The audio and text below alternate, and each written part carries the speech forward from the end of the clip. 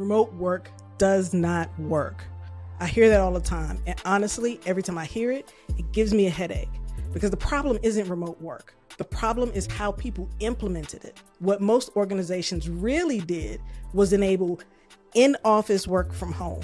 The same expectations, same leadership habits, same management systems. What most don't realize is that without intentional design, it was only a matter of time before the cracks began to show.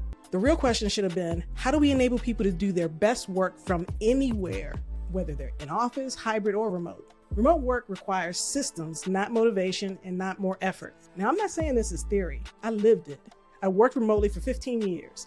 And I led a high-performing, globally distributed team of 100 people. Remote work worked for us because we did not treat it like a technology rollout. We designed a remote work operating system. Now, the case study is in the description if you'd like to see it. Now, there are 4 critical systems that must coexist for this to work. Communication systems that make expectations and decisions clear without constant meetings. Collaboration systems that define how work actually moves across teams and time zones. Community systems that prevent isolation and disengagement by design, not by chance. Culture systems that reinforce how people work together, not just what they produce. Without these 4 systems, leaders end up compensating in ways that create more problems. And then how do they respond? They panic. They add tools, meetings, reporting, and instead of fixing the problem, they've scaled the chaos. Remote work didn't fail. We failed to design how work happens in a distributed world. Remote work's not a perk or a policy, it's an operating model. Now for us, that model has been detailed in my book, The Leadership Equation.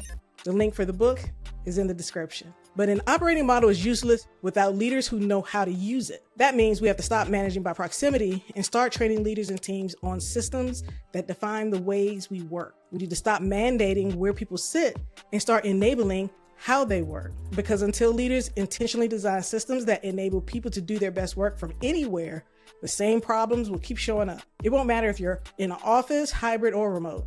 Have you been throwing tools at your remote challenges only to realize that the challenges are increasing? Book a call and let's chat about how to bring a remote work operating system to your organization. The link is in the description.